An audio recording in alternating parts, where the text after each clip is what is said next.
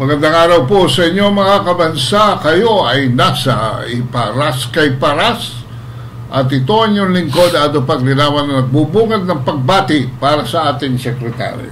Magandang hapon po, Paring Ado, magandang hapon. At of course, magandang hapon naman sa ating mga kababayan na wala pa rin pagbabago sa liderato ng ating gobyerno, no? Lalo pang lumala ang ating kababayan, lalo na yung gutom, no?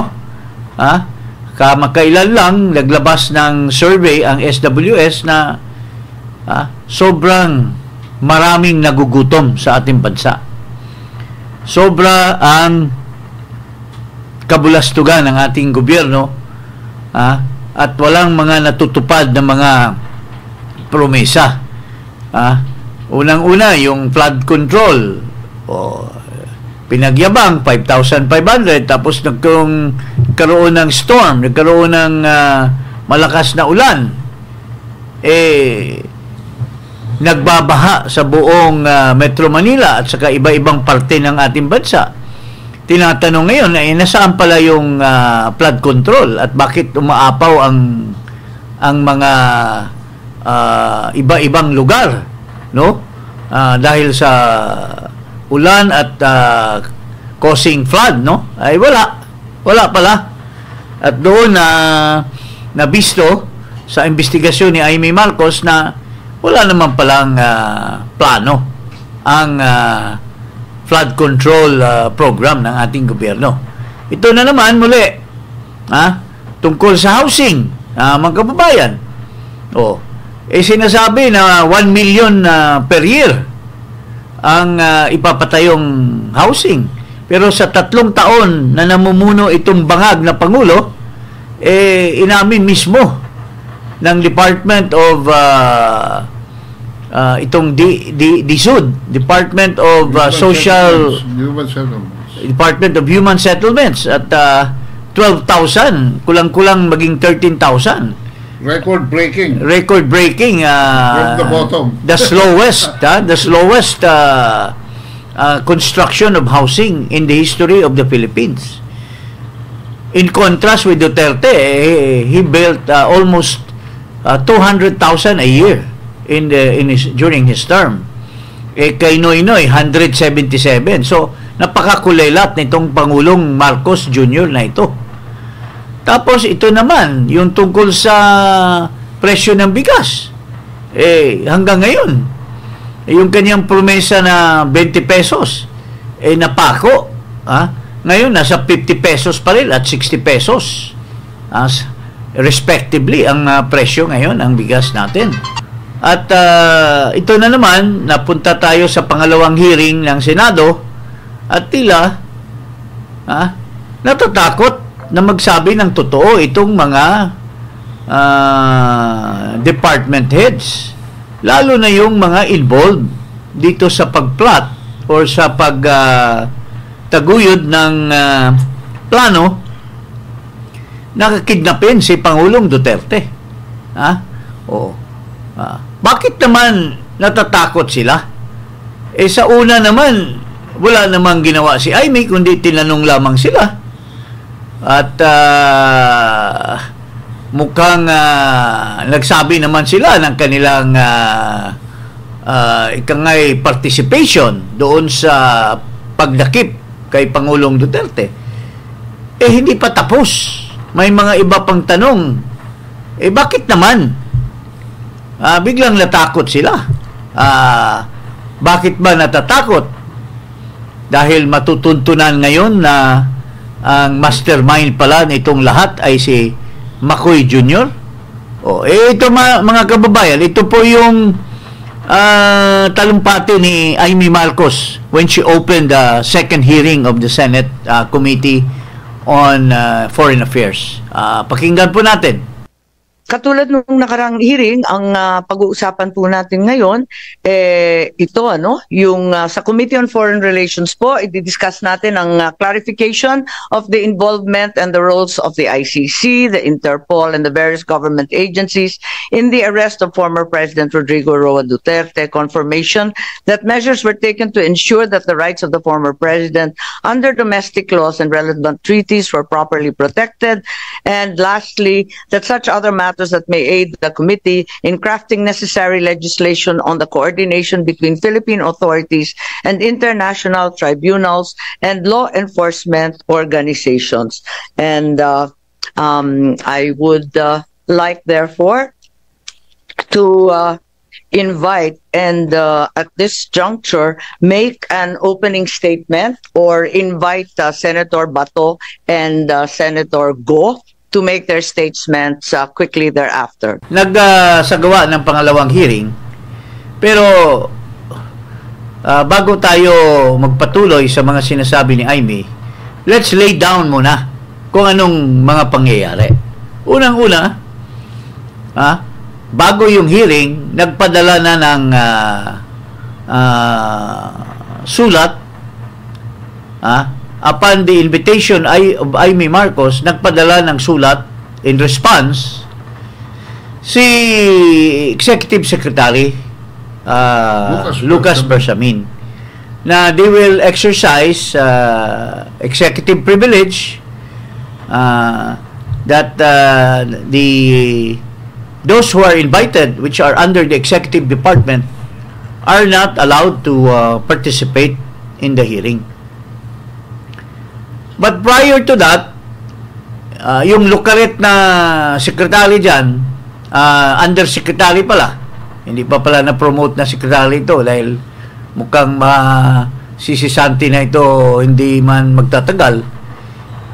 Sinasabi niya, salungat doon sa letter ni Bersamin. Sinasabi niya na mag-a-attend daw ang mga cabinet secretary doon sa invitation. Mayroon daw sinasabi si Marcos na hindi sila pipigilan na mag-attend. So ngayon, mayroong contradictory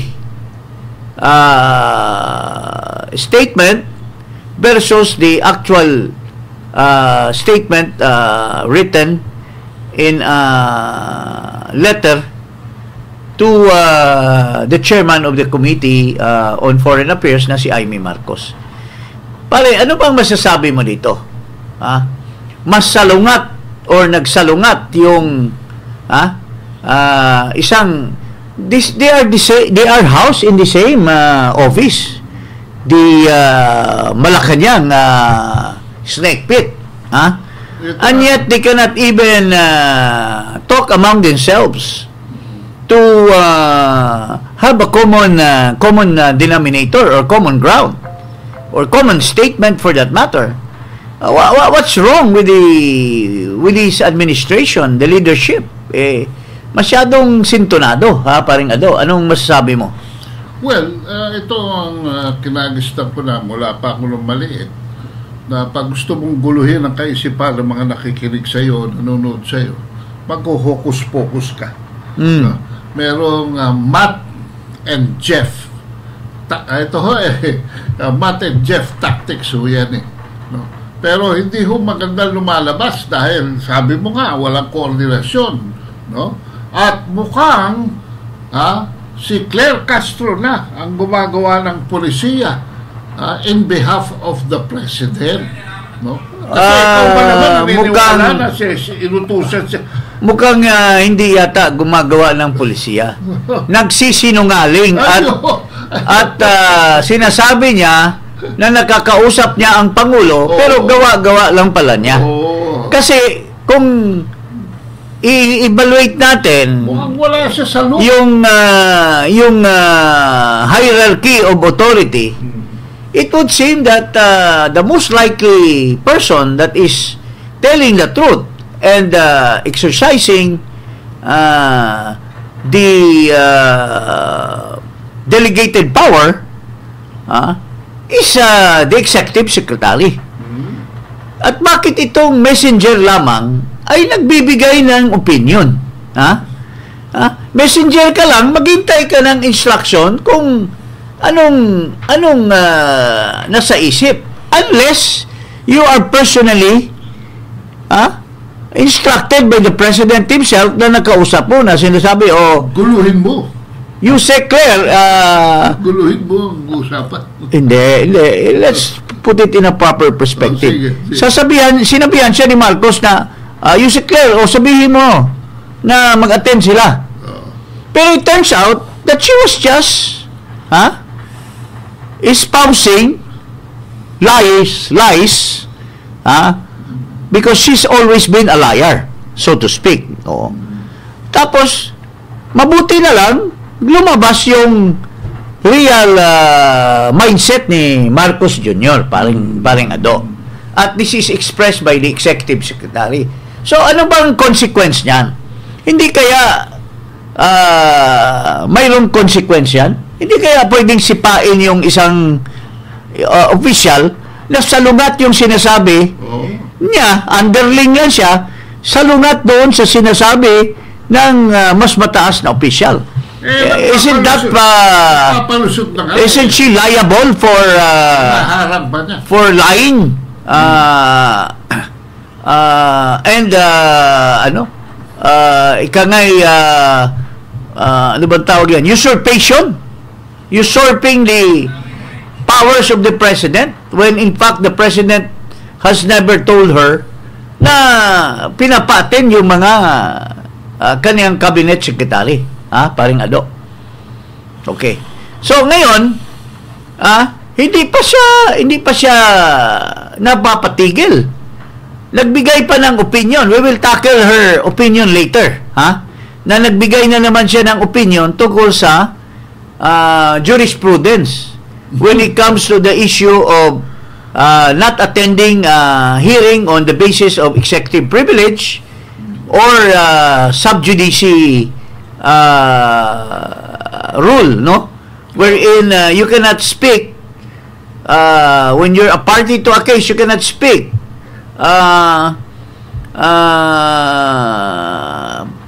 for you to be able to violate the sub judice rule, no? Okay.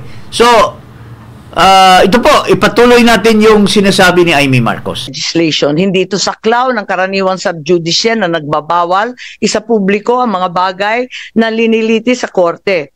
Mahalaga ang legislative inquiry sa paghubog at pagpapatatag ng ating mga batas. Panghuli, nirerespeto ko ang doktrina ng executive privilege. Pero pakatandaan natin, hindi ito pwedeng gamitin bilang blanket shield, pangkalahatang pantago para ilagan ang tanong at umiwas sa paanyaya ng Senado.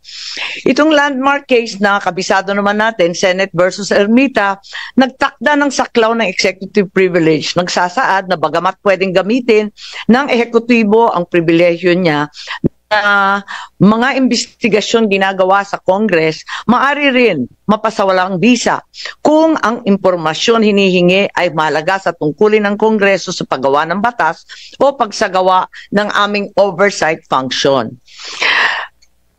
May sikat na kasabihan, hidden truths are unspoken lies. Ang katotohanang tinatago ay kasinungalingan din. At mukhang ganun ang nangyayari ngayon sa pagtatago ng katotohanan gamit ang executive privilege at sub judice, nagmimistula tuloy na may cover-up sa mga nangyayari. Matindi yung sinasabi. Tinatago ang katotohanan. Cover-up. Bakit kaya nag-i-exercise ang Malacanang ng executive privilege? Pare, anong tinatago dito? Kasi noong una, nagsalita naman sila. Pero mayroong isang bagay na pinagsinungalingan noong si Remulla. Noong una, kampante siya, siguro ini-impress niya si Pinky Webb. Alam mo naman, may itsura si Pinky Webb. John Vic Remulla. Yung John Vic Remulla, siguro natitilate siya sa beauty ni at nalaglag yung kanyang dahil sa charm ni Pinky na biglang what should have been an executive privilege, Pero he dropped that would have been the proper exercise of executive privilege. He was able to reveal the plotters, mentioning names, mentioning their positions, and even the circumstances, and which include the leader, the president himself. So, is this what they are hiding from? Yung nireveal ni John B. Cremulya, and they are now hiding kasi kung tutumbukan pa ni Amy, tutumbukan ni Bato, tutumbukan ni Alan. Kasi Alan Cayetano has said that he will have more questions. He will have further questions. Si Alan, magaling niya magtanong. So, natatakot sila na yung nireveal ni John Vic will end up to the mastermind. They will be forced to reveal that it was really Marcos who planned all these things. Na talagang galit siya kay Duterte dahil sinasabihan siyang drug addict, sinasabihan siyang bangag. It is a vengeance. And by doing his vengeance, he has used the government Yes, weaponized facilities. He has used the government executives to implement his plan, personal plan o vendetta against Duterte. So, dito matutumbukan ngayon ni Amy kung if they attend. So, naisip ni Bersamin na iti-technical natin ito, Mr. President, dahil malalaman ngayon ng taong bayan na ikaw mismo ang nagplano nitong lahat dahil sa pagkabingatibo mo, Mr. President. Na siyang berdugo. At sabi ni Bersamin, Mr. President, delikado tayo dahil si Amy hindi na natin mapipigilan. Galit ka sa kanya, galit din naman siya sa iyo ngayon. Umalis na. At saka wala nang kapatid na kapatid dito kasi mukhang palaban na si Amy against all of us. Baka matumbok ka, Mr. President. At lalong lalala yung impeachable offense against you. So, they have to save Mr. Marcos. Save the king. Save the king. Di ba mayroon yang God save in the past there was rumors na God save the king or God save the queen or something like that. There were people, they were intending the people power, God save the queen or God save the queen in the past. So ito naman against the Filipino people, God save the king, so to speak. So ano masabi mo, pare? Can you comment on this issue? Well, truly the president is behaving like a monarch in a democracy. The final stretch towards the test of accountability ay nakarating na siya sa end of the road. Dahil sa sarili niyang mga kabalintunan at kalokohan sa pag-abuso ng kanyang poder. Alam mo, si Trump mismo, si President Trump, biktima ng weaponization of government under Biden.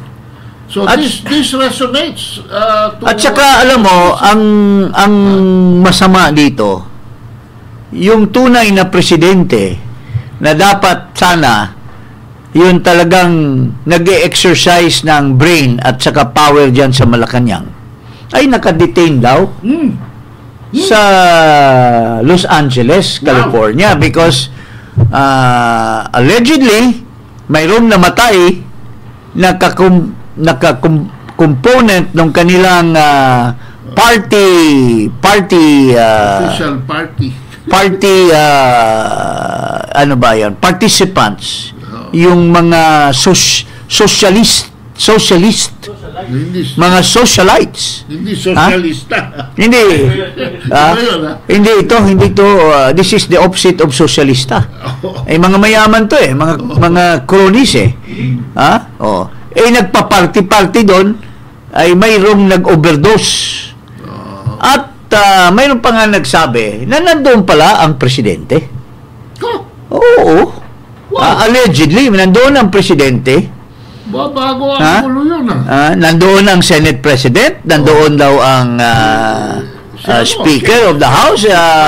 They were having fun. Nandoon daw yung Secretary of Tourism and Congressman husband. Mayroong mga ganong, these are all allegations. At nung namatay daw yung nag-overdose, the usual thing as followed under the regulations in the Los Angeles County ay dapat i-report mo kaagad yung pangyayari. Immediately. But they say it took 7 hours before they were able to report because may pinalusot sila muna. May pinalusot sila muna ng mga opisyal ng Pilipinas para makauwi. Pero hindi nakaalis yung babae. Kaya kawawa yung lalaki dahil for so many years of marriage, some people who are in the know are always saying that he cannot act without the woman. So kaya pala naging palpak itong operation. Naging palpak.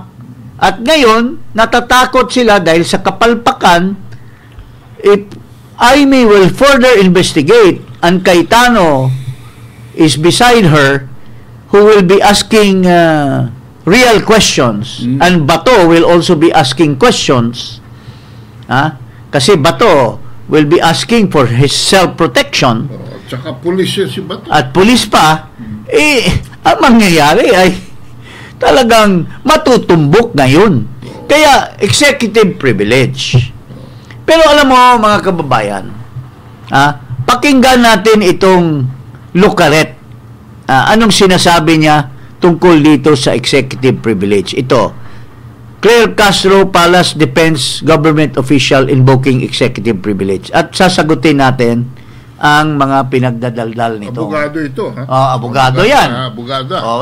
Sige nga, pakinggan natin kung graduate yan ng UST. Baka mamaya, hindi na naman siya ino-authorize. Nagbibigay na naman ng, alam mo, she claims she's only a messenger. So, dapat, yung nire-report niya, nanggagaling sa Presidential Legal Advisor, kay Enrile, or kay Bersamin. Pero, bakit siya nagbibigay ng sarili niyang opinion? When she's just a messenger, she's not a spokesman. Very creative, digital creator to. Pero, palati siyang lumalabag at nag-i-exceed ng kanyang function. Or yung kanyang duties mandate. And responsibilities. And duties. Ito, pakinggan natin itong Lucaret na ito. Itong executive privilege kasi, Alvin, ito yung, kumbaga, constitutional doctrine na to na inaalaw ang presidente at yung mga high ranking executive officials na i-withhold yung mga information from the other branches of the government. Lalo-lalo na kung ito may kinalaman sa national security, diplomatic relations, military affairs, and internal deliberations na within the executive branch lang. At kapag ito ay pinilit, baka magkaroon ng violation ng separation of powers kasi baka magkaroon din ng tinatawag nating undue encroachment, no? Encroachment ng other department dun sa kapwa niya, co-equal department niya. Bakit siya ini-invoke? Kasi siyempre tatanong ng tao, alam mo naman si Senator Amy, siyempre ay kukulayan ngayon ni Senator Amy, sabihin niya, kita nyo na. May tinatago. Ayaw nang umattend dito sa hearing namin. Pakipaliwanag mo nga, Yusek Claire, bakit yan ini-invoke? Kasi may mga pagkakataon na yung pagde-decision making, paggawa ng polisiya, na internal lang talaga sa executive branch ay hindi naman pwedeng isiwalat. Halimbawa lang to, ha? Kung halimbawa, merong kakalabanin. Halimbawa, may terorista. Kailangang kalabanin. Kailangan ba isa publiko yon? Hindi, di ba? Tama. Parang tipong gano'n, oo. Kasi may nakataya na national interest, parang ganon. Kung pag binuyang-yang mo yan, baka makatakas pa yung terorista. Parang ganon yung dahilan nun. Alam mo, napakabobo niyong pareho. Executive privilege is case-to-case basis. Siniset mo yung general rules, pero that is not actually what happened in the actuality. Kasi executive privilege is dependent on what is being asked or what will be asked or tama nga siya, sinasabi niya when it involves security, national security or certain things that is by nature will not be divulged to the public. It has to be protected. And has to be protected. And that happened in the case of Neri versus the Senate Committee on Oversight yata, and then the case of Ermita. But wala pa. The exercise of executive privilege can only be determined when you will be attending. Oo. Hindi pa proven eh. Wala pang nilalagay. Ito po yung a precept, a certain excerpts from the Mary. Supreme Court ruling. Ito. Ipakita natin. Okay. Ayan na. So, ito. Ito yung dapat mananatili. When Congress merely seeks to be informed on how department heads are implementing the statutes which it has issued, its right to such information is not as imperative as national as that of the president, to which as chief executive such department heads must give a report of their performance as a matter of duty. In such instances, Section 22, mayroon kasing opposing section. Section 22, in keeping with the separation of power, states that Congress may only request their appearance. Nonetheless, when the inquiry in which Congress requires that appearance is in aid of legislation under Section 21, the appearance is mandatory for the same reasons stated in Arnold. Arnold is a previous case. Jurisprudence. In fine, the oversight function of Congress may be facilitated by compulsory process only to the extent that it is performed in pursuit of legislation. This is consistent with the intent discerned from the deliberations of the Constitutional Commission. Ultimately, the power of Congress to compel the appearance of executive officials under Section 21 and the lack of it under Section 22 find their basis in the principle of separation of powers. While the executive branch is a co-equal branch of the legislature, it can frustrate the power of Congress. It cannot frustrate the power of Congress to legislate by refusing to comply with its demands for information. Okay? So, Ms. Castro, hindi ka nagbabasa ng mga jurisprudence. Ang sinasabi dito ni Amy Marcos, ang purpose niya, kaya niya tinatanong kung anong nangyari doon sa pagdakip kay Pangulo, is to come up with a legislation whereby it will strengthen legislation on due process. It will come up with enabling law to protect the right of abode, the right of against seizures and arrest. Pwede yan gawing enabling legislation to protect so that police and Will be guided. cabinet secretary under the orders of the president will be only limited by the law. Hindi yung blanket authority na order ni Marcos or order ng presidente ay gagawin na lang lahat, even if there is another legislation is a clarification of RA 9851. Ayan, I was going into that. So, ito po lahat pwedeng i-compel ni Amy Marcos and the executive privilege being banded upon by Executive Secretary Lucas, hindi Lucarit Bersamin, Lucas Bersamin, will not hold water. Pero, Secretary, kung ayaw talagang pumunta nitong mga ito, pwede ba silang ma-cite in contempt? That is exactly the case. If you read the case of Neri versus si Neri, talagang kinontempt na, ayaw mag-attend. So he was summoned several times, but he failed to attend. So the Senate has issued a warrant of arrest for him to be compelled to attend the hearing. So nagfile si Neri ng kaso sa Supreme Court that he was exercising executive privilege. So at ito naging ito ngayon ang naging distinction. Although ginrant yung petition ni Neri because it pertains to national security. It pertains to certain things that cannot be divulged.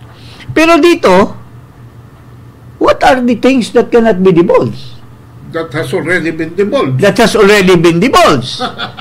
The only thing that they are afraid of to be divulged is that it will go to the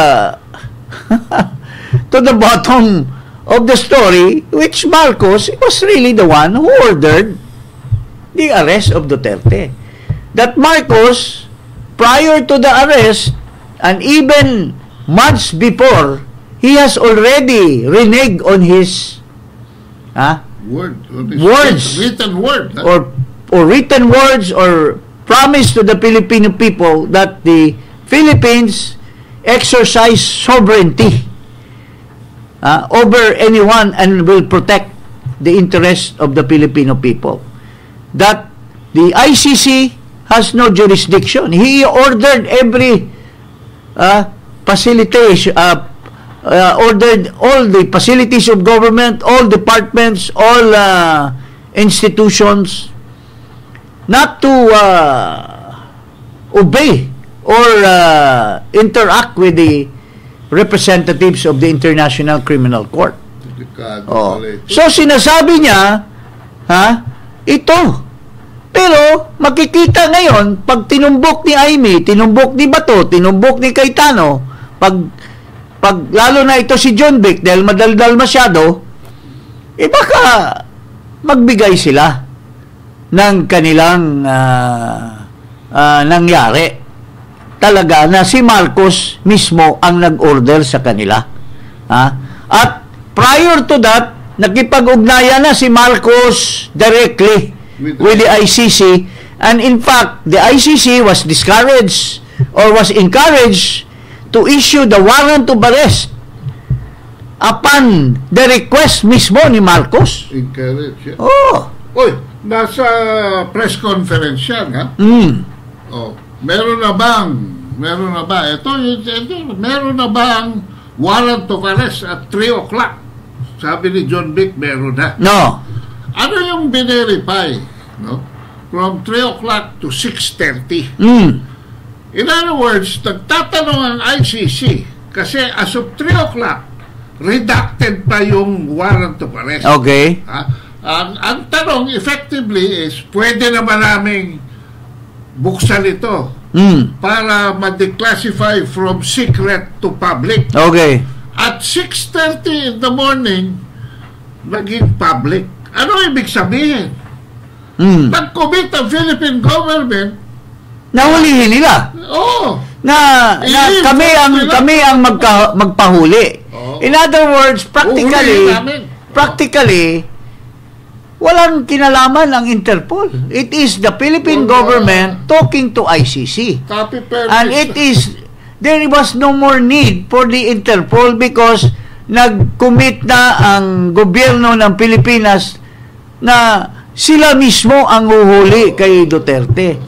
Props na lang yung ICC para magsinungaling si Marcos to justify his previous statement na walang jurisdiction ng ICC, may sovereignty ang gobyerno, ang bansa natin to protect the Filipino interest. Para ma-justify yon, sinisigurado nila na may warrant of arrest at i-announce niya. Ang nangyari lang ay nabisto na walang red notice. Walang kasi hindi dumaan. At saka when the issue pertains to politics, hindi makikialam ang Interpol. And this is purely politics. Why? Because it is a vengeance of Marcos against Duterte. He played politics. The issue now on the war on drugs was set aside. What prevailed upon is the hatred of Marcos against President Rodrigo Duterte. And I can be sure of this. As early as the campaign, I was approached. I was the presidential political advisor of President Duterte. Somebody very close to me who was really campaigning for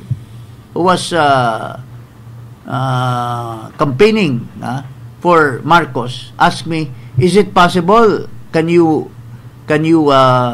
tell or ask President Duterte na baka pwedeng i-endorse si Marcos? Pero Duterte said, over my dead body, he told me. Kasi may nangyari na previous. Niloko nila si President Duterte. Dahil, alam mo, ginoyo nila si Vice President. Martin and Marcos met with Duterte and Bongo and previously. Dahil Sara already said, partner, ayaw ko nang tumakbo, I will just run for mayor. So si Bongo, who was very ambitious to become vice president, kinausap, tatay-tatayan niya si Digong, kinausap nila si Marcos at saka si Romualdez na baka pwedeng gawing vice president si Bongo. And there was already an understanding, but they reneged on that. Kaya galit na galit si Digong. Tinraidor siya nitong Marcos at ni Romualdez. That's the real story. And don't confront me on that because I have the tape recorder. And I was talking to someone. When I clarified, someone asked me, ano ba talagang bakit galit si Duterte? Sabi ko, ito yung ginawa. Pinaikutan, no? Tapos, inintriga nila si Sara na sinasabi nila, ma'am, pinipilit ni President Duterte, nila Medialdea, ni Cusi, na si Bongo ang patakbuhin ng Vice President. Vice sa akin. Vice kay Bongbong. It seems that the Vice President now, who was then running for mayor of Davao, got so mad that she decided na instead of Bongo, siya na ang tatakbong vice presidente. That's what I know. Being then the presidential political advisor of the then president. So, but that's just an aside. Kaya isa yan sa galit na si Marcos na hindi siya in-endorse. So maybe he made his promise na one day, Duterte, you'll have one over me, or you'll have one under me. At tapos nagsasalita na si Duterte na bangag na so lalong nagpapanik si Marcos dahil takot na takot siya dahil sa mga malalaking rally sa when Duterte starts to campaign with his candidate sa PDP Laban. Yun lang ano. There were massive support for Duterte at natatakot siya with Duterte here. Baka masiro, ma-8 diretso yung kanyang mga kandidato. That is the very reason. That's the immediate cause. Why he wants Duterte to be captured by the ICC. That is the reason why he made a move to get him out of the picture. He made a move to cheat the Filipino people when he made a promise to them that he will never help the ICC. But on the contrary, he was the one who made the move to help the ICC. Not any department, but he himself. So he turned around. And now he was able to find an alibi because earlier sinasabi na ng DOJ na at sinasabi na ni Bersamin, gumawa na sila ng they have made an early drama, pare. Ina-announce sila, pagka ang Interpol ang makiusap, hindi kami nagma-mind conditioning na sila. Nagma-mind conditioning na sila. Kasi, nakaplano na ito. Nagagamitin nilang Interpol. Kaya lang, napaltos. Dahil, nagkabuhol-buhol ang plano. Nagpanik sila dahil baka hindi ma-implement yung kanilang kasi nung pumunta, unexpected nila na pumunta si Duterte sa Hong Kong. Kaya nagpanik sila, minamadali nila yung warrant of arrest kasi sabi nila, baka mamaya mag-seek ng asylum si Duterte. He can campaign from outside of the country. Another propaganda yun, another fake news yun. So, with that, natatakot sila, kailangan mahuli na kagad. Baka mamaya, he will be able to get away from the ICC. Talagang marumi mag-isip. Kaya hinuli na nila. Ang talagang desperado na talagang isakay nila si Duterte doon sa eroplano that same night. So ngayon, dahil si Aimee hindi na at this time, I feel that Aimee is no longer chasing rainbow. She's no longer wishy-washy here. May testigo daw silang inimbita. She means business already. Kaya natatakot na sila kasi nung unang nilabas niya yung preliminary report, tinatamaan na sila. What more kung mag-reveal pa yung mga sekretary na, ma'am, baka they will now sacrifice, they will no longer they will no longer be sacrificing themselves at ituturo na nila na, ma'am, lang kami, pawns lang kami. Si Marcos mismo ang talagang nag-utos sa amin. At ito, siya nga ang nagplano lahat. Kaya nabulalyaso dahil wala yata ang asawa. Kasi Marcos has always been being taken care of by the wife. Lawyer yung wife. Lawyer yung wife. Pero, pero secretary, kinakabahan ako rito. Yes. May na-imbita raw sa hearing. Pero hindi nakatanggap na imbitasyon kaya hindi nakarating. Yung ba yung si Yung ba yung si Adolfo Quizon na Paglinawan? Ikaw ba yun? Uy, baka ako yun. Inibita ka pala? Kasi... Pero makukontempt ka kasi hindi ka nag-attend. Kailangan ayusin ko. Ngayon, kasi nagsulat ako na at the end of the day, they will come back to the smoking gun.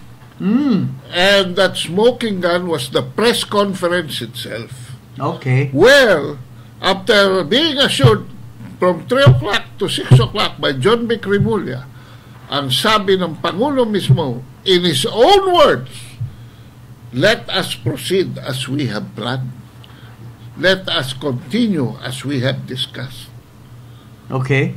Yun ang smoking gun. An admission from the President that he was part of this So now going back to the issue of whether or not these people can exercise the executive privilege or not. Well, And whether or not Congress no can way, Jose. issue a subpoena testificando sa kanila. I don't think they can oppose the subpoena. But Claire Castro might disagree with you, ha? Well, she's okay, pakinggan natin yung kanyang Delikado ka dyan, okay, Secretary. okay, tingnan natin yung kanyang opinion. Sige. Ma'am, nag-start na po yung hearing ni Senator Amy Marcos regarding sa arrest ni former President Duterte, and dumalo po si Senator Bato de la Rosa doon, and sa sinabi niya po ay parang nagrereklamo po siya sa hindi pagdalo ng ilang executive official, at ito raw po ay tahasang pagbabaliwala sa doktrina ng checks and balances ng ating gobyerno. He adds na we are on the verge of constitutional crisis kung tuluyan daw pong i-snob yung investigation. Our reaction po. Sino po nagsabi po? Si Senator Bato de la Rosa. Hindi po ba niya natatandaan na nagkaroon na ng first hearing? Siya po yata yung wala. That was an opportunity para sa kanya para magtanong. So wag niya pong sisihin kung ngayon po ay hindi umaten ang mga cabinet officials natin sa pangalawang hearing po. 6 na oras po ang naging hearing nung una. Sana po dumating siya, nagpakita siya, para po nakapagtanong siya na maayos. But do you believe, or hindi po ba tayo naniniwala sinabi niyang pwedeng magkaroon ng constitutional crisis daw po, ma'am, kung patuloy daw pong gagawin ito ng Malacanang? Dapat malaman din po ni Senator Bato na ang patungkol po sa executive privilege ay matagal na po ring inayunan ng Supreme Court. Marami na pong kaso na nadesisyon na ng Supreme Court. Nandiyan po ang Senate versus Ermita, Neri versus Senate Committee. Matagal na daw sinaayunan. Unang-una muna, biniblame pa niya si Bato, imbis na sagutin niya yung issue tungkol sa pwede bang mag-issue ng subpoena ang Senado. Simpleng tanong. Simpleng tanong. Dinidebate niya at tinitira niya yung bearer of information. Napakabobo na talaga nitong babaeng ito. Yes or no? Alam mo, ang sagutin mo dapat, boba, is may karapatan ba ang Senado na mag-issue ng subpoena o hindi? And in those decisions, Ms. Claire Castro, sabi ng Korte Suprema, pwedeng mag-compel ng mga resource persons or witnesses so long as the hearing is in aid of the legislation. Ibalik mo ngayon, ibalik mo yung kanina. Kaso sabi niya, baka may terorista. In fine, Ms. Claire Castro, in fine, the oversight function of Congress may be facilitated by compulsory process, meaning subpoena, only to the extent that it is performed in pursuit of legislation. Okay? The compulsory process is valid only if the hearing is in aid of legislation. So, anong pinagsasabi mong kabubuhan na yan? You keep on citing jurisprudence, but wala kang sinasabi yung nitty-gritty ng jurisprudence.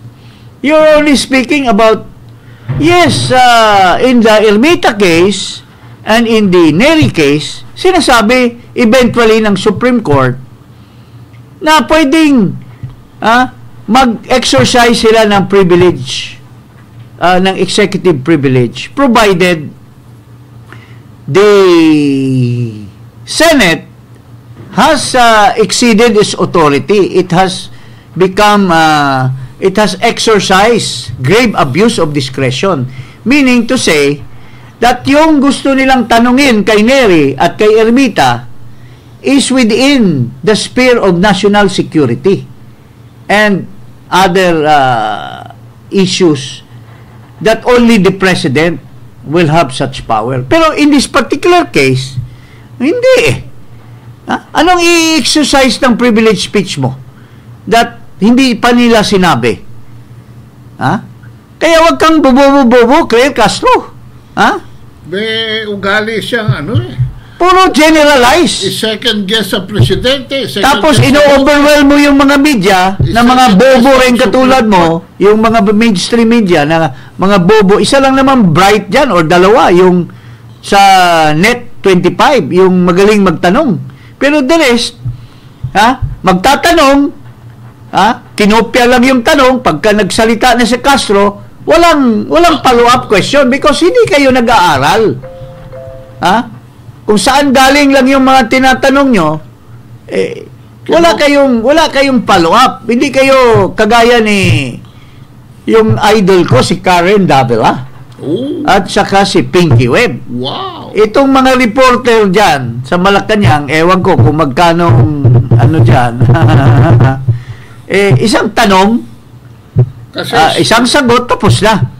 Walang follow-up kasi hindi pinag-aralan yung issue na tinatanong. Kino-quote lang nila. Oo. So, pag sinabi ni Castro, that's already been decided in this. Ang tanong nyo, ma'am, hindi po totoo yan. Tama nga, the executive privilege was recognized as was granted for Neri and for Ermita. But, case-to-case basis, this one, they have to prove themselves first. That what is going to be asked by IME constitutes the grounds for which you can exercise the executive privilege. Kung it is mandatory na kailangan mo magbigay ng tulad ng yung RA 9851. Anong kinalaman yan sa executive privilege? Kung sasabihin ni Amy, there is a gray area in this law. Surrender or extradition. Surrender or at saka yung or. Yung or ba, does it, hindi masyadong clear. Does it cover for the international court or only the state? Or the exercise of treaties and extradition will prevail over the warrant of arrest? Kailangan kasi ng clarification. So, kailangan ng clarification. Anong ipi-privilege speech? Anong ipi-privilege executive privilege mo doon? Gagong Claire? Ikaw daldal ka ng daldal porque ang mga kausap mo wala rin mga alam, mga amang. Sa Bisaya pa yan, mga amang, yung mga deaf, mute. Hindi kasi yung katulad doon sa 9851, mabalikan ko lang sa mali. Ang linya kasi ni Leila de Lima, ni Carpio, at saka ni Boying Rimulya. Inulit ni it's for self pinutol nila yung provision. Pang yan ano ba yan? Pag yung para lang for their self-convenience. Ayun. Pero kung alam mo, ito kasi kailangan ng analysis, kailangan ng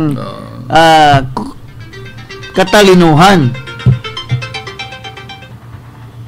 Kailangan ng katalinuhan. Kung hindi, kung sasabihin mo lang, that's already been taken up in the Neri case and the Ermita case, my jurisprudence, that is not a good answer. Because mayroong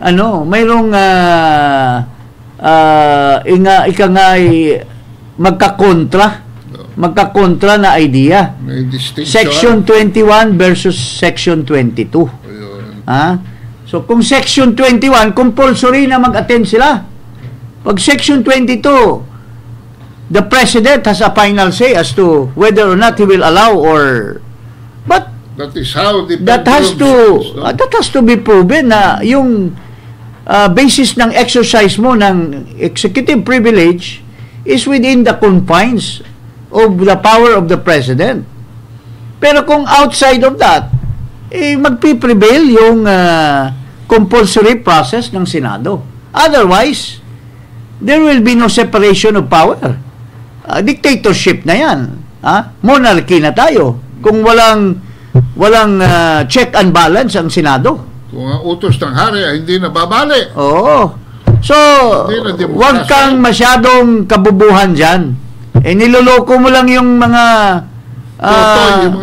totoy dyan at mga totay kasi hindi naman nag-aaral din yan. Wala namang alam din sa batas yan. Oo.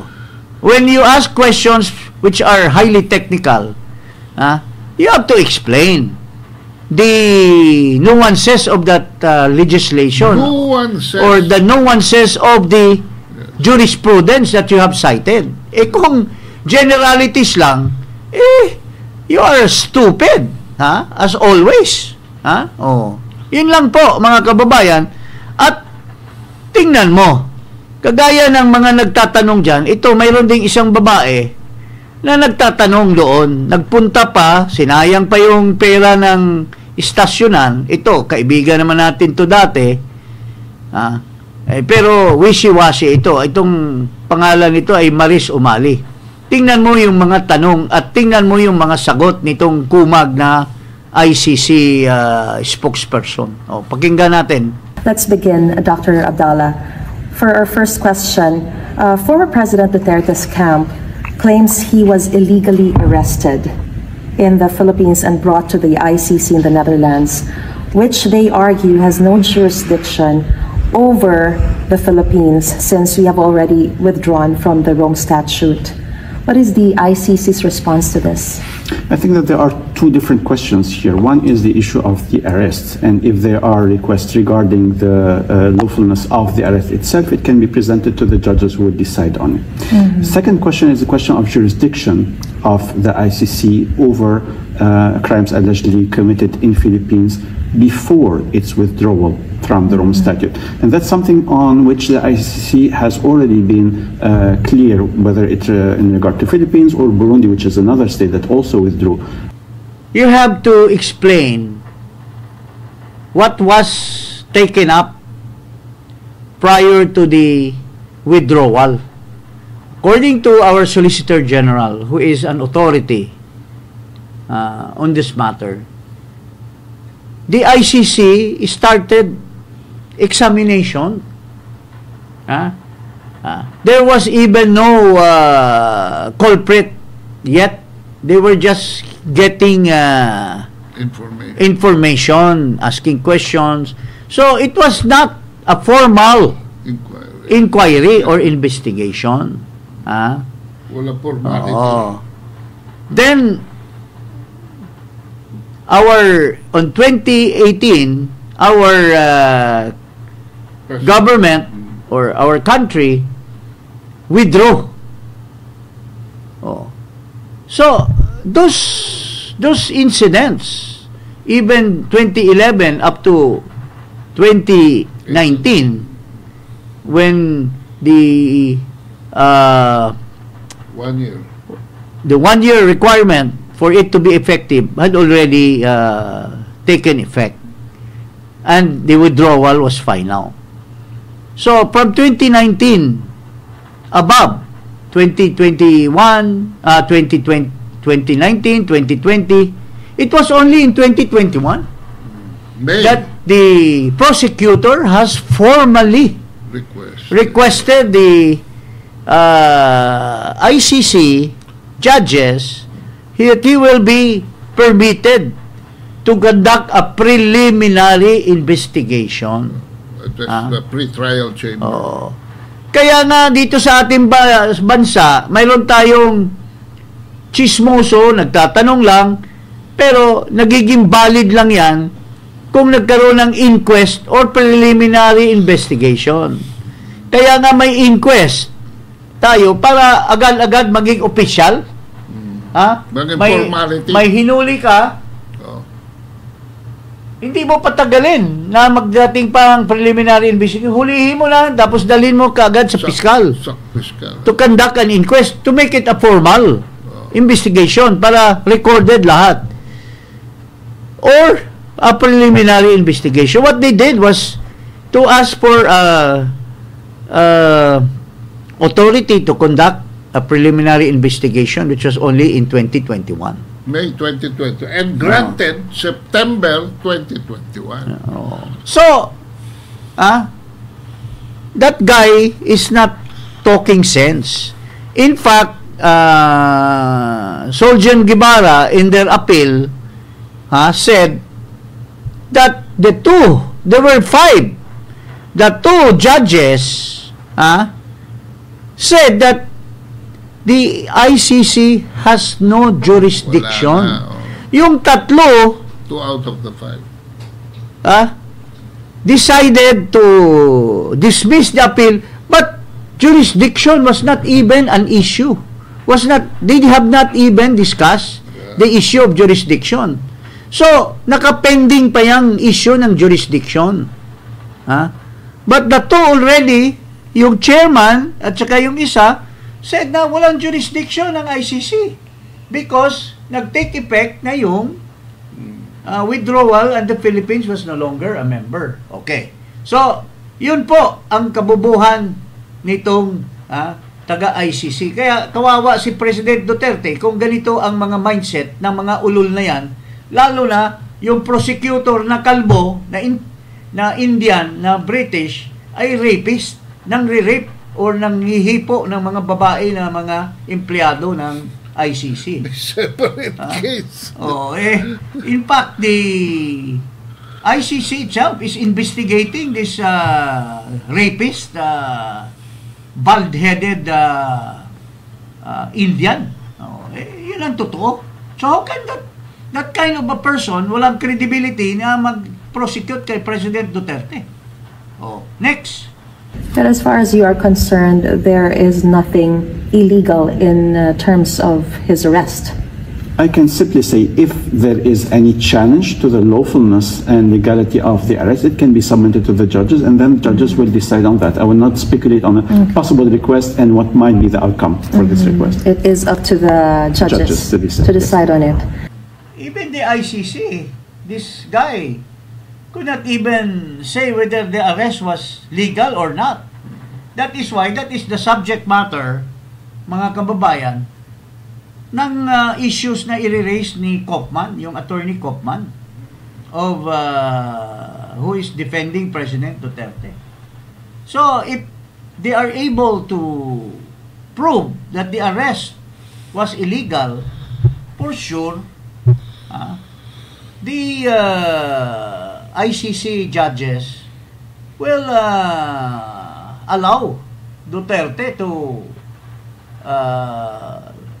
seek relief or ultimately dismiss the case, because an illegal arrest cannot be a basis for his continuing on trial. Diba? And then next. To the Interpol's implementation of the arrest warrant against Duterte, and how would you describe the process of serving the diffusion notice by the Interpol and the Philippine government? I think that the important thing to remember is the idea that there are international accountability mechanisms in order to ensure that when there is an arrest warrant, that the states cooperate with the court. Interpol is one of the channels to help with these mechanisms. And as we have indicated before, we're also grateful to the Philippines' commitment to this international accountability mechanism, because it's important. It's important to clarify what is the reality of what happened. It's important for the victims to see that justice is working for them. It's important also even for the suspects to clarify whether they are really guilty or not. So the process has to take place in order to ensure that truth is revealed, and then if there is a responsibility, then the persons are held accountable. Tingnan mo ito, napaka non-sequitur eh. Ang tinanong ni Maris, anong role ng Interpol? Is the issuance of a diffusion order valid as a basis for the arrest? Hindi niya sinagot nitong kumag na ito. Hindi sinagot nitong kumag. Ang sinasagot niya, yung charges daw against Duterte, wala pa nga eh. I-hear pa nga yung charges eh. He was already speaking about the crimes committed. Nasa merits na siya. The merits of the case. The crimes are still to be proven. Pwede rin naman, Secretary, na hindi niya masagot kasi out of mind siya eh. Wala naman talaga doon sa trajectory ng ICC ang Interpol. Yeah. Because that's a separate body. In the first place, he has revealed that Marcos has lied. Because the Marcos line is always, kaya ko pinahuli si Duterte dahil may request ang Interpol at hindi natin mahindian. Which is full of bullshit. Because that never happened. There was never an Interpol that requested. So how can you say that I cannot refuse the Interpol when there was no request from Interpol? A diffusion order is not a request. The presence of the information in the Interpol database is only because the ICC request copy furnished the database. It was not an action of the Interpol. There was no action from the Interpol itself. Because the General Secretariat was not even aware. It was not even submitted for consideration. And it was not even in their calendar, in their records that there was a man called Duterte Rodrigo that is being wanted by the Interpol. So paano? So klaro-klaro na itong ICC, he was revealing that it was a direct agreement between the ICC and the Marcos government. Yun yung sinasabi ni Aimee na coordination. Coordinated. And it was good enough that he admitted it. Next. The process has to take place in order to ensure that truth is revealed, and then if there is a responsibility, then the persons are held accountable. Did the ICC or did the Philippine government coordinate with the ICC before the former president's arrest? I think that there is an arrest warrant that was issued by the ICC judges, and of course, naturally, when an arrest warrant is delivered, then it is communicated to the states on the territories of which the suspect might be present. So it's totally normal that after an arrest warrant is delivered, we contact the states to ensure the surrender of the arrest and surrender of the suspect. Paano tayo makakuha ng justice si President Duterte? Kung mga bobo na ito, tinanong ni Maris, anong sinabi niya? Tungkol sa is the arrest valid? Hindi niya sinagot yung tanong eh. Sabi niya wala daw it should be that the state should observe and follow. But the state should have its own rules and regulation. Just because may inisyu na warrant of arrest, automatic na itong state will just take your warrant of arrest hook, line, and sinker.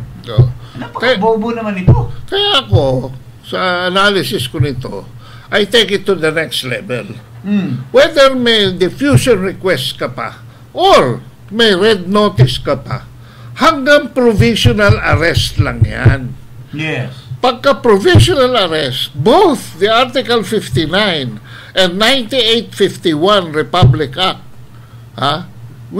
still requires that the person, the suspect, faces a court which is the competent which judicial will determine authority. the validity, the authenticity of the issued warrant of arrest. Yung extradition law is very strict, Yeah. The court is the exclusive power to hear and decide on the case. And that's exactly what happened in Timor-Leste. Ayan.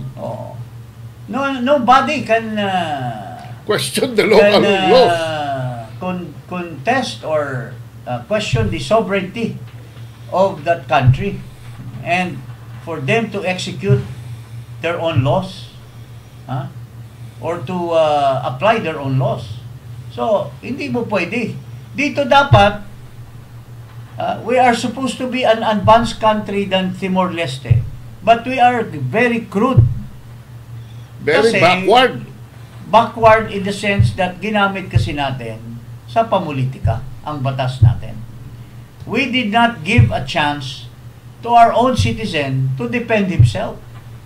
Why? Because the mastermind has already prejudged the case because hate na hate niya yung tao, in particular, President Rodrigo Duterte. So, the justice system did not grind. It is the law of men, the law of men that prevailed upon the rest of the authorities. Nadulas ang dila dyan ni Nicolas Torre. Nung sinabi niya in passing, no, that our mission is to put him on the plane. Yes. Yan ang mga... So, if you have a mission, kaya mayroong utos. Sinong nag-utos na gumawa ng mission na yan? Yun ang kinakatakutan nila. Kaya, itong walang hiya na Bersamin, na nag-traidor kay President Duterte, hindi na niya maalala na hindi naman siya qualified talagang maging Chief Justice dahil may mga mas magaling pa sa kanya. Dahil sa mga kibitcher na nagbubulong kay Presidente. Bersamin was never judged. There was really no vetting process na maging Chief Justice siya. Sabi-sabi lang at binubulong lang kay Presidente kaya naging Chief Justice siya. Pero naging Chief Justice siya, nagsisip-sip kay Digong, pagkatapos nag-retire, mayroon na namang mga tumutulak, pinagbigyan ulit, ginawa ng chairman ng GSIS. And yet he doesn't even remember, he doesn't even recall that Duterte made him somebody, otherwise he would have been he would have been left in the dustbin of history as just a mere associate justice. Nagkaroon siya ng prestige. Mayroon pang isa dyan, yung kanyang kapartner in well, the cliche is a partner in crime, but I'm not saying that, but kapartner niya naging Chief Justice din. At ngayon nakikinabang doon sa anong pangalan nito? Nakikinabang sa Soler. Sa Soler, pare. Direktor sa Soler. Of course, at the behest of the person in Malacanang. The behest of the mastermind. The mastermind. So, yun po, ito, tingnan mo itong Bersamin na ito. Anong pinagsasabi nito? We learned about the topics kasi yung invitation ni Senator Amy was quite specific about the topics. So we had a look at his invitation and we determined that there are many probable or likely topics na covered by those matters that would come under yung executive privilege. So it was best to get ahead with a letter to the senator and to the Senate President so that they would be formally informed that in that hearing our cabinet secretaries and other executive officers would be not forced to respond to questions concerning those matters. That's the essence of the letter. Tingnan mo ito, pinipredict na nila, general naman yung mga minensyon ni Amy na magiging probable questions that will be lodged through to the parang weather, pino-forecast resource persons, mga cabinet members and many others. Marami nga diyang hindi kasama sa sa executive privilege like yung sila Torre, yung mga ibang mga minor hindi naman covered ng executive privilege yan. Because hindi, alam mo, executive privilege dito, those who are in the know or those who have knowledge about what the executive himself has said, has spoken, and has instructed. Ito bang mga police, ito bang mga mayroon bang direct yan? Pero inaano na ni Bersamin, bakit ayaw mong sabihin in particular? Nanguhula ka lang sa gustong gagawin ni Amy at blanket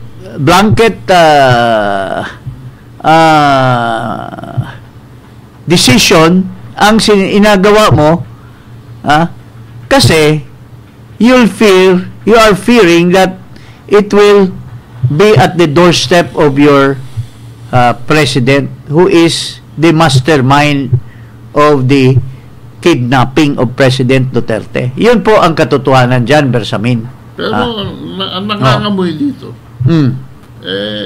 itong ginagawa ni Bersamin is covering up. Hindi ba siya magiging accessory after the crime yan? Sa illegal arrest, illegal detention at kidnapping ng presidente? In fact, with due respect, even based on the preliminary reports ni Amy, and of course the statement of Senator Cayetano, there are already criminal offenses that were committed by these henchmen of Marcos, especially Nicolas Torre, and other members of the cabinet. Marami ng video pa. Alam mo, there will be a reckoning period in history. Tingnan mo ngayon sa United States of America, in the aftermath of the Biden administration, the appointment of Pam Bondi as the DOJ Secretary or the Attorney General in particular of the United States, there are now certain individuals that are being even those who were pardoned by, magkaiba kasi yung batas natin dito at saka sa Amerika. Dito, you cannot pardon anyone until proven, until a verdict of conviction. Doon sa United States, pwedeng if you are suspected of being filed or being charged for a crime, pwede. I-pardon ka na ahead of time. But it seems that there are questions now raised in the pardon of yung congressman na senator ngayon from California, yung anak ni Cheney, Cheney, anak ni Vice President Cheney, and yung anak ni Biden na was already found guilty of a crime, itong si what's the name? Anak ni Biden, Hunter Biden, and so many others. Pinardo na. So, ibig sabihin dito, hindi pwedeng ipardon. But if there will be a change of administration and the one will be at the helm, that is someone who has been persecuted, there will be probably reckoning period. Pare. Heads will roll. Heads will roll. And that is closing already. That is closing. With 14% na lang ang natitira. Trust rating. Na trust rating. And after 1 month, ni Marcos. After 1 month, bababa pa yan to negative. Sino pang maniniwala dyan? And kawawa yung kanyang mga nagsisip-sip na matitino man lang sana ito, matitino naman sana dahil desperate na bumalik sa Senado, nagpapa under the banner of bagoong na alyansa. Oo. Oo. Tingnan mo yung mga tao na yan. And I hope that even if ako does not believe that the candidates of PDP Laban are really winnable, but because of Duterte's incarceration, baka biglang maging winnable sila without even considering their capabilities. Ang napupuna ko lang naman dyan, may kapabilidad si Marcoleta, si Lambino, si Bongo, si Bato. Yun lang naman ang nakikita ko dyan.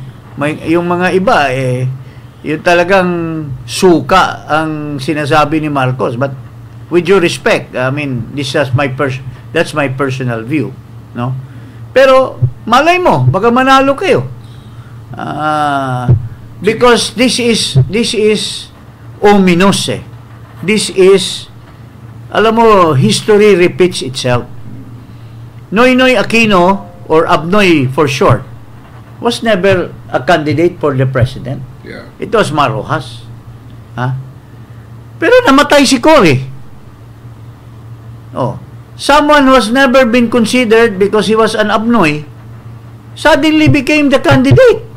Tinalo pa nga si Manny Villar. Tinalo pa si, I think Miriam was also a candidate. Dahil because of the Cory magic. The outpouring. Ramos won because of the Cory magic. Noynoy won because of the death of Cory. So yun po. And Cory became president because of the death of her husband, Ninoy Aquino. And now, certain senators might win because of the kidnapping of President Duterte. But I just hope that wag naman sana yung isang kandidato dyan na traidor na pakawala ni Marcos. Wag naman sana magkamali kayo mga DDS.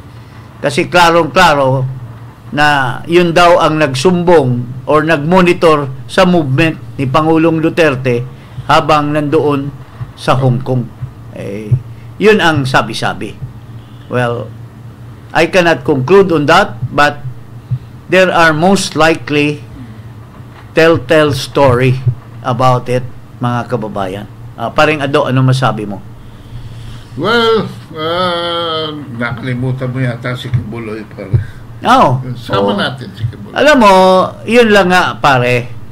Si Kibuloy, with due respect, worthy naman na manalo din. Accident. Pero, alam mo, yung kanyang mga tauhan, imbis mag-rally sila para sa taong bayan, mag-rally sila para maalis si Marcos. Nadadala rin sa nagpapagoyo sa PDP Laban. Nawawala tuloy yung role nila in strategic role in this time of history. In the time of history. Alam mo, hindi, okay naman yan na ipapanalangin, ano ninyo si Pastor Kibuloy. Pero, alam nyo, mga KOJC members, with due respect, we have a bigger fight. It's not only the fight of Kibuloy. We have a bigger fight, and you should be going for that fight. For the Filipino people. Not only for one person, but for the entire nation that is now naghihingalo ang bansa natin. So, wag kayong maging makasarili. So, kung mag-rally man kayo, Mag-rally kayo as ordinary Pilipino. At makisali kayo doon sa mga lumalaban na ano yung organization nyo? Marcos Alice Jan. Marcos resign. Huwag kayong maging makasarili, mga KOJC members. Or huwag kayong mag-group think with the PDP. Carve your own destiny. Carve your own hayaan mo yung PDP at taong bayan. Pero kung ginamit kayong mga henchmen and you have lost your cause for the Filipino people, sayang. Manatili na lang kayo sa mga bahay-bahay nyo kung wala naman kayong conviction para sa taong bayan. So, yun po ang masasabi natin. So, going back to the hearing of Amy Marcos, ito po, ibalik natin yung hearing. Yung executive privilege kasi naging cabinet member nga kayo at talagang may limitasyon yon. Mag-umpisa tayo kung hahayaan ninyo ng chronological at nais ko lang ipakita na sa kaguluhan nung nakaraang taon, sa Mayo pa lamang nagkaroon na ng briefer tungkol sa aresto ni Presidente Duterte. Hindi tama yung sinasabi na walang kinalaman ng Pilipinas dito. Ilang beses tinatanggi ng ating mga opisyal, sana narito sila para ipaliwanag. Subalit nag-press release po ang liwaliwanag nung DOJ Assistant Secretary Miko Clavano, May 8 ang kanyang mga press release, at sa kalagitnaan ng kaguluhan tungkol sa PI, yung ating People's Initiative, sa kaguluhan ng Davao at Maisog rallies, ay biglang nagkaroon ng bagong briefer na ginagawa ng DOJ. Ito ay unang-una for the potential arrest of President Duterte, ikalawa ang pagbabalik ng Pilipinas sa ICC. Maliwanag na last year pa, May of 2024, nag-umpisa na ito. At sabi rito, aware naman tayo na yung policy ay hindi papasukin ng ICC. Pero posible naman mag-iba. So, yun ang nakakaabala dito. Mayo pa lang, pinaplano na yata ito. At kahit sinasabi ng ating kagalang-galang Secretary of Justice, sana narito siya, sabi niya, labas-masok ang dayuhan sa Pilipinas. Libo-libo sila, daan-libo pa ang pumapasok na waring di natin nalalaman. Ngunit, kilala ng ating Bureau of Immigration ang ilang ICC, mga tauhan na klaro na pumasok dito. Unang-una, maliwanag, si Maya Destura Bracken. Dumating nung October 4, 2024. Siya ay galing US at interpreter siya nung ICC. Maliwanag po yan. At maliwanag din na dumating siya sa Pilipinas. Ikalawa, andito din yung protection expert para ipagtanggol ang mga testigo. Ang pangalan, William Rosato, dumating sa Pilipinas October 15, 2024.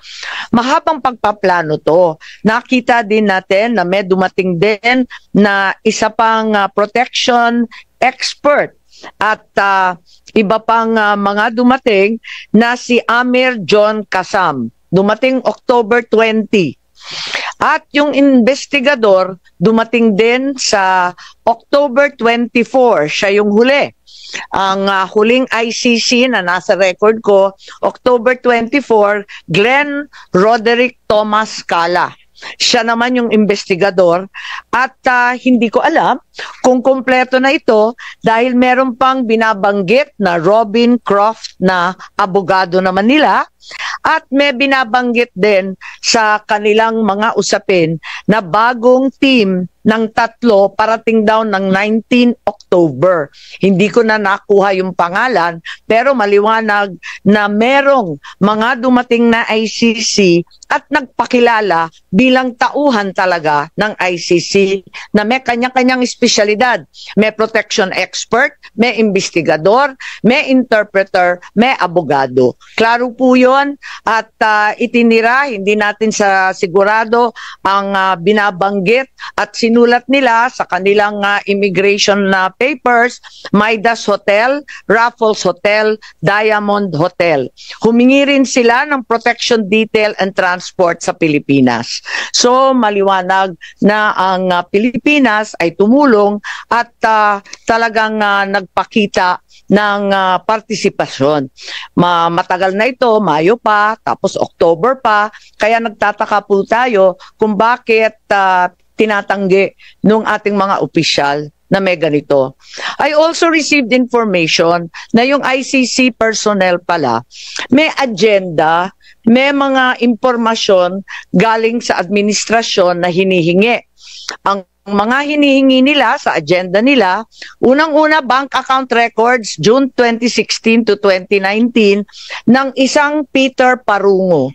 Meron din silang mga hinihingi ng mga blotter, mga seized evidence, radio transmissions sa Police Station 6 sa Batasan Hills, QC. Alalahanin natin na meron tayong bank privacy. Kaya nakakapagtaka bakit yung bank account records na kami mismo dito sa Senado hindi makuha-kuha naibigay sa ICC. Pati na rin yung mga tactical operations ng pulis, pati na rin yung records ng East Avenue Medical Center sa lahat ng dead on arrival between July 2016 to 31, 2017. Lahat ng detalye ng postmortem autopsy at mga inspeksyon. Sana ipapatanong ko to sa ating kapulisan. Sabi nga ni Senator Cayetano, hindi naman yan sakop ng executive privilege pagkat hindi naman cabinet rank. Pero wala sila rito. Bakit nila ipagkakaila ito samantalang fully recorded naman ito? Ang liwaliwanag naman ito. Wag na tayo magbolahan. Tapos, itong agenda na sinasabing hiningi, siya rin ang lumitaw sa application for warrant ng ICC prosecutor. Sa madaling sabi, ang kaso sa ICC base sa ebidensyang binigay ng pamahalaan ng Pilipinas. I am asking these questions, I cannot help but wonder, while the administration has been claiming it did not help the ICC, why the prosecutor in his application for the warrant of arrest for PRRD cited the following documents as part of the evidence. Eto na nga, yung paulit-ulit nilang pinagmamalaki, dokumento ng PNP at ibang department, ang drug watch list maintained by the law enforcement, financial and bank records, forensic evidence na nanggaling sa PNP. Mahirap kunin itong mga katibayan na ito. Kahit mataas na opisyal, katulad ng senador, naghahagilap kami ng ganito, wala kami makuha.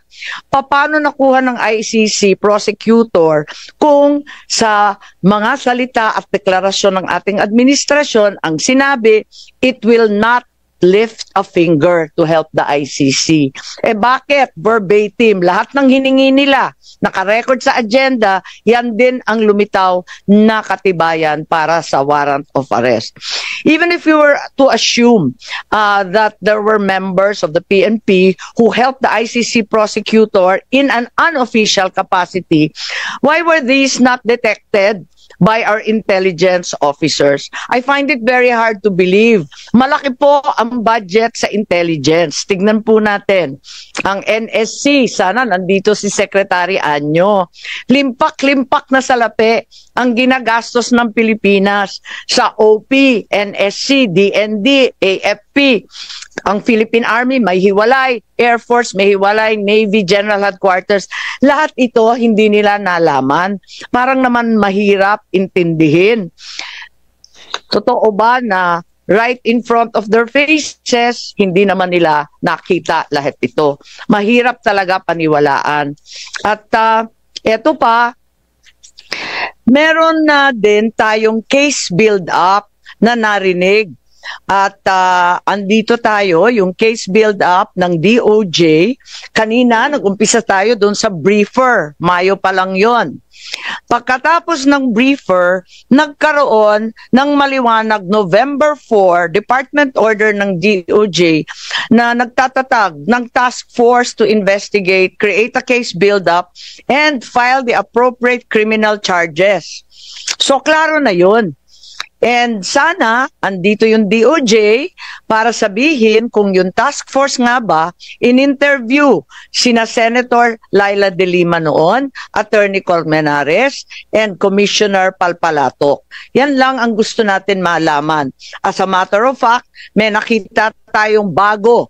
March 6 nitong taon na to, may memo ng accomplishment report nitong case build-up na to na humihingi ng additional 90 days. Kasi ang sabi nila hindi pa daw sapat, hindi pa daw klaro, hindi maliwanag. Humihingi sila nung umpisa ng nakaraang buwan, 90 days pa sana. So, sana yung DOJ i-confirm nila. There already was a legal team. In fact, there is an allegation na pati private legal team magbabayad sila para mag-draft ng complaint for murder against those responsible for the death of 3 nationals in the Davao prison. Kung may case build-up, may draft of the complaint, why did we still have to cooperate with ICC and Interpol? I wanted to verify kung totoo nga na yung DOJ pinagtatanggol yung ICC jurisdiction in the cases before the Supreme Court. It appears that the DOJ is arguing there is no investigation or prosecution in the relevant EJK cases. But in fact, sila mismo may task force, meron ng report, may hinihingi na ng mga private lawyer, meron na ring Quadcom sa Kongreso, merong Senate Blue Ribbon Committee. Ano ba naman ito? Mismo si Solicitor General talagang umatras na sa pagtatanggol ng posisyon na yan kasi ang sabi nga niya talaga namang meron ng case build-up mismo sa ilalim natin sa building na ito sa DOJ. Kaya hindi po katanggap-tanggap. At any point, kung ang ating mga kasamahan may dadagdag, pakisabi na lang po. Pero eto pa, narinig natin na mayroong Oplan pursuit. Pakita na lang na inaamin at pinagmamalaki ni General Torre. Sabi niya, hindi ito spur of the moment. Huwag kayong maniwalang spur of the moment dahil matagal ko nang pinaplano ang Operation Pursuit. Ayan. Sige. Pwede natin ipakita. Ayan.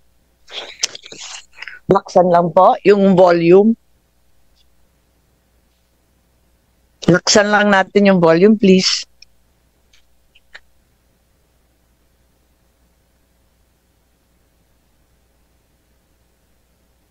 Dapat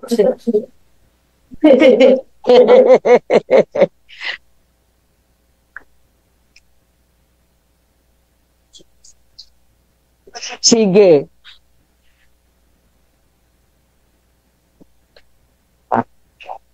Hindi nag-stop.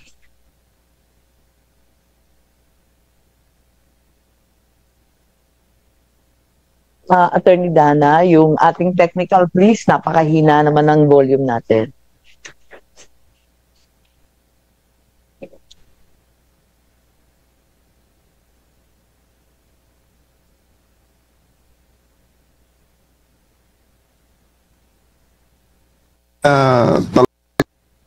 Attorney Dana, yung former president of the Hague, and we need to no matter what on that day. So paano po ibinabasa inyo ni PNP Chief Marbil na how did he say that to you na no matter what we need to fly the former president to the Hague and we need to implement the ICC arrest warrant? Arrest him and bring him to the Hague. Yun lang. Simple as that. Arrest him and bring him to the Hague. Sagot ko lang, sir, bigyan mo ko aeroplano. O di ayos. And then the rest, you planned everything. Pero matagal na yan eh. Ang plano na yan, matagal na yan. Hindi yan spur of the moment eh. Matagal na yan. And nagkataon lang na talagang yun, the opportunity arose.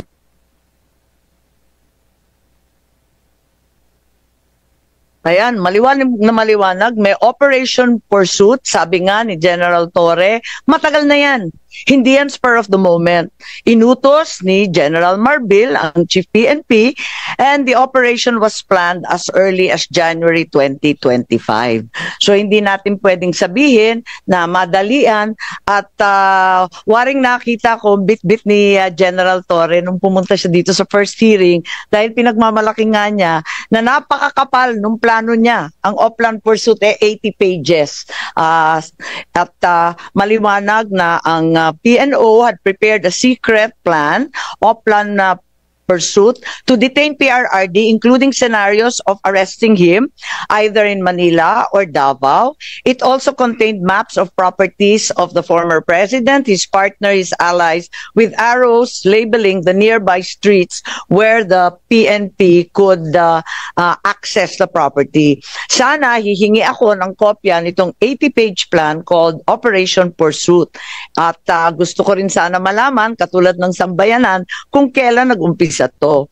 Dahil obviously, itong Operation Pursuit was concocted weeks, if not months before March 11. Panay ang sabi nila, nagulantang daw sila nung dumating nung March 11 ng umaga. Pero mukhang hindi naman yata totoo to. Hindi naman yung Interpol o yung diffusion notice na dumating ng March 11 ng 3 a.m. ang nag-umpisa nitong lahat. Kundi, nung nakaraang taon pa, Mayo pa lang, klarong-klaro na.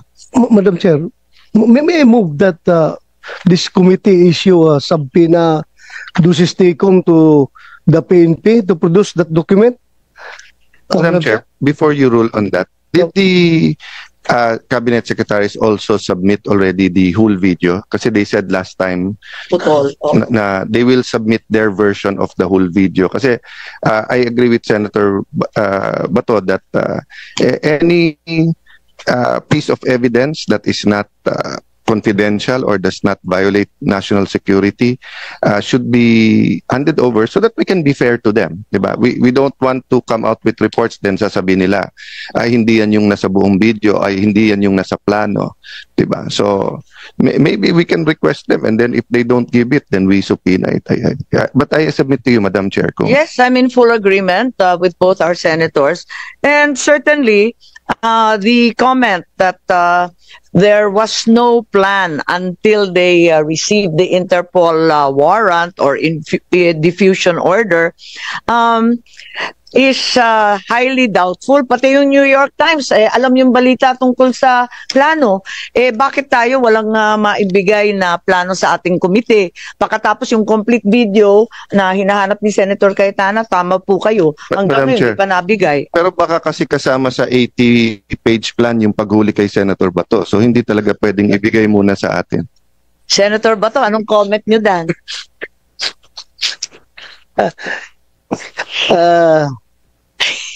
I'm waiting. Magkapit bahay tayo, O sige. Ang liwaliwanag na meron talagang extensive and exhaustive plan, 80 pages. Then the administration was already anticipating the application for a warrant of arrest and the issuance thereof. It's also apparent there was some kind of communication and coordination with the ICC. It's well known that some officials of the DOJ, as well as high-placed officials from other departments and from other branches of government, already visited The Hague and perhaps even met the president of the ICC in Japan. So we are very deeply concerned about this contradiction in the claims. Kasi ang liwaliwanag na may communication and coordination na, tapos may sinasabi pang mga official channel through DOJ sa The Hague, backdoor channel. Bakit tinatago pa ng gobyerno? Tapos na to Tapos na ito, hindi na siya national security issue. How could the administration have known for weeks, if not months, in advance that the ICC will issue a warrant of arrest if, as claimed by the Secretary of Justice, the country was not communicating with the ICC? Parang hindi ka panipaniwala na gulat naman tayong lahat. Madam So sana Chair. yan klinaro nila. Yes, Senator Cayetano. On your point that feel free to interject, just on the point of ongoing investigations, o may kaso ba? I was really deeply disturbed and shocked when Secretary Boying Remulla told us that lahat nung this is my words, so will refer to the record naman sa eksakto niyang sinabi at yung terminology, but sabi niya, Senator Bato, nung huling hearing, na parang lahat, and you might want to refute that if you have information, but sabi kasi niya lahat daw nung wrongful death pa yung ginamit niya, ay wala daw record, walang blatter, wala daw talaga.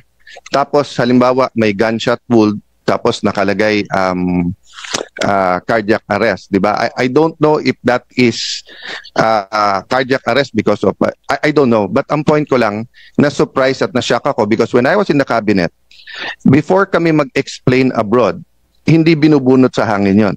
Nagmi-meeting yan, whether with the DILG or whether with the Chief PNP. I have had several meetings with Senator Bato when he was Chief PNP and I was still a senator. Kasi hindi naman ako magsasalita dito na hindi ko muna tinanong sa kanya. So, aside from yung mga ni-reveal mo na very telling details, I think we owe it to the public. Yung sinabi po ng, let me frame it this way, no? Kung pro Duterte ka, you want accountability. Yes, but we want accountability here in the Philippines at yung tamang process. Kasi two wrongs does not make a right. If you are anti-Duterte, you also want accountability. But you also want to do it right. Because two wrongs doesn't make it correct. Meaning, kung ma-dismiss yan sa ICC o kaya mag-change ng administration, balik na naman. So, whether you're pro or anti-Duterte, we want the rule of law. Gusto natin tama. Last point lang, Madam Chair. Yung chilling effect, di ba? So kapag ka yung pinag-uusapan whether yung warrant arrest sa mga cyber libel or, tignan nyo po ilang taon na ba? 2016, 2025. 9 years ko nang kadibate si Senator De Lima. Just like some others of us, former Senator De Lima, 9 years, di ba? 9 years na. Usually, yung usual, 30,000 yan, 16,000. So nagsasagutan kami sa issue. First time na nagdebate kami 2-3 weeks ago, ang una niyang sabi, dapat yan si Cayetano kasama sa ICC. Di ba? And then after that, naglabas sila ng redacted. And then mayroon ding iba like former Senator Tria. Marami pang susunod dyan. So may chilling effect to. Sa akin okay lang kasi sanay akong akutin di ba? Sanay naman na ganun. But ang point ko lang, Madam Chair, that's why we have to get to the bottom of this. For example, in the case of Senator Bato, kailangan alam natin pagka may lumabas, can he have his counsel of his own choice? Can he be examined by a doctor? Pwede ba siyang mag-resist kasi wala naman Philippine order? Pwede ba siyang isakay bigla sa airplano? Mabigat yan, baka ma-overloading yung airplano. No? So, dinadaan ko lang po sa biro, pero hindi biro yung ito. Let me stop with one example, ma'am. Kasi maraming progressive groups. Siyempre, dahil nga sa history kay President Duterte, so I'll assume good faith sa progressive groups.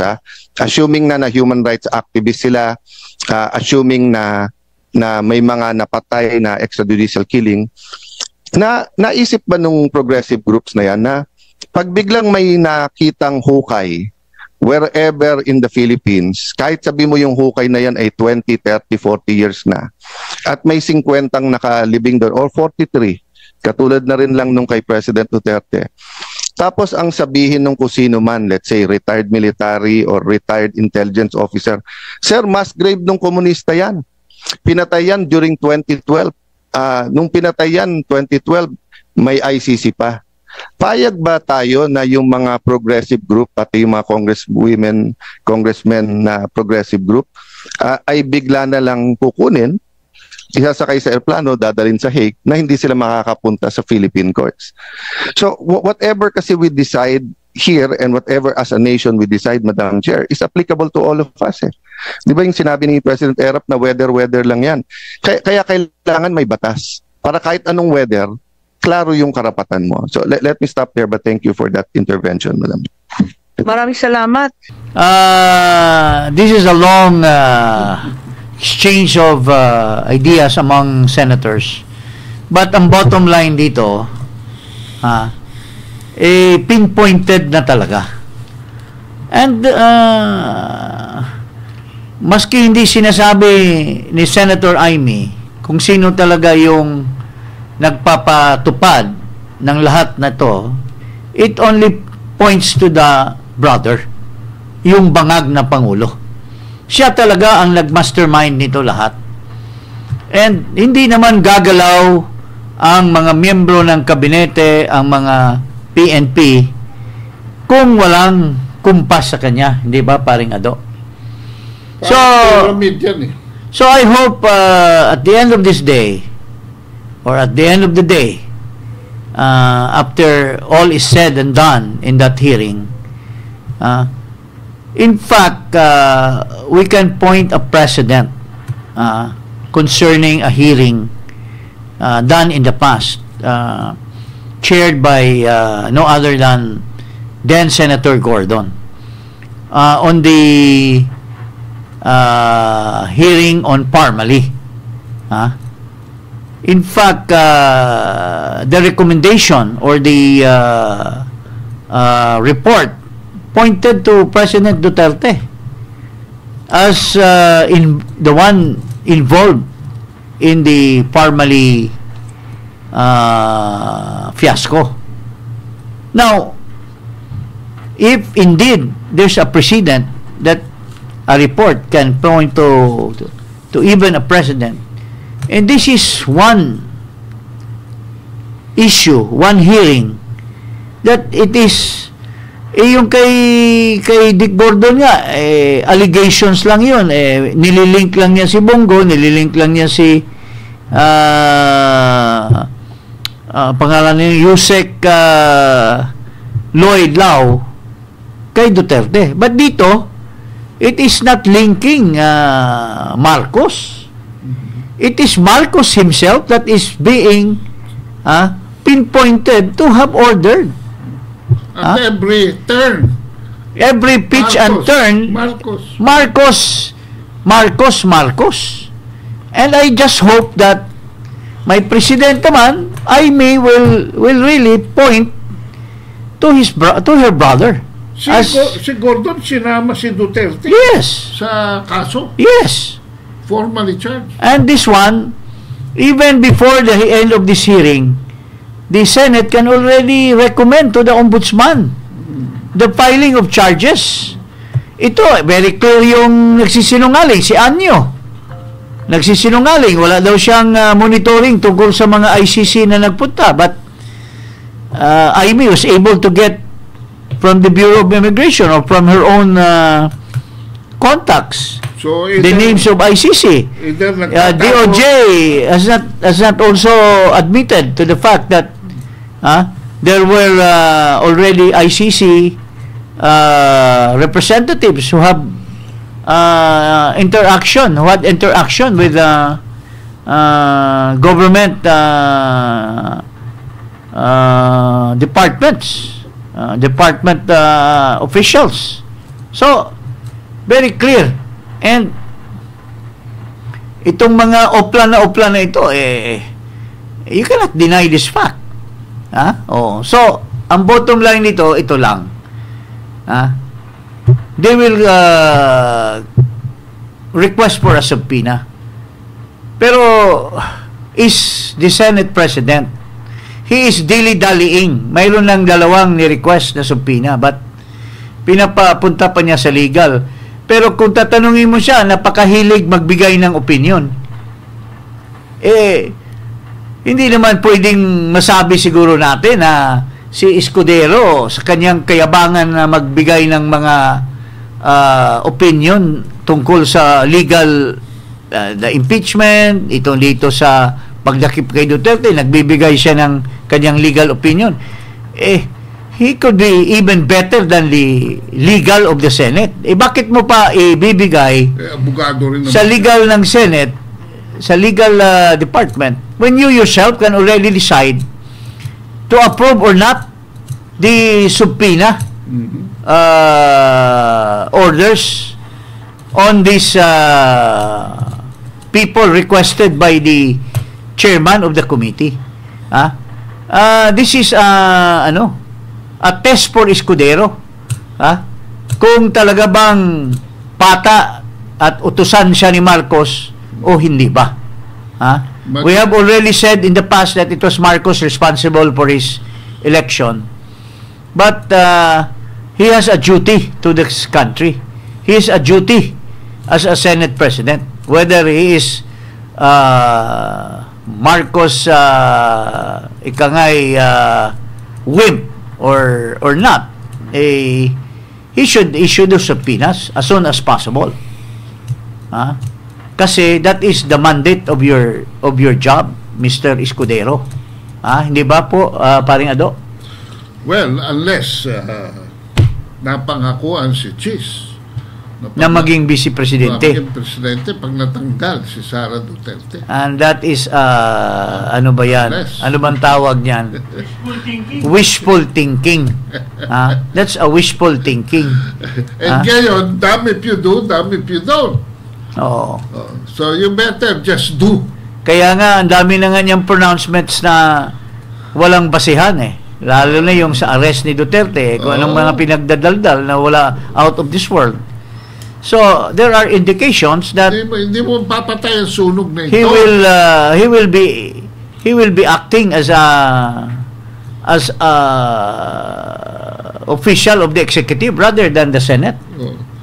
Hindi ba? But you become an accessory after the crime, just like the executive secretary. Of course. Kasi kasama ka sa cover-up. So, yun lang po mga kababayan. Let's cross our fingers and I just hope I hope and pray that in Amy Marcos, even if he was doubted by certain people, but now that what she's doing is a tall order and her revelations is no longer a protector of her brother, but it's a far cry from the past, and I'm thinking that he's doing this for the people and of course for herself, to win the senatorial election, if there is gonna be, after all these revelations from Amy.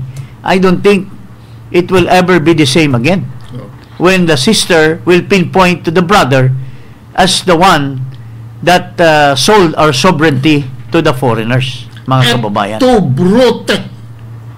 Yes, sir. Eto brute. Magandang hapon po. Maligayang bati sa lahat ng mga Pilipino at hinihikayat ko po kayo na magbuklod-buklod tayo. Huwag nang maggawa-gawa pa ng mga organization, magpataasan ng ihi. Iisa lang tayo lahat, regardless of which color, which creed, which organization. We only have one goal, which is people power. And that is people power for. Yun lang po ang hangarin ng buong Pilipino na bayan. Suba total, Marcos alis dyan.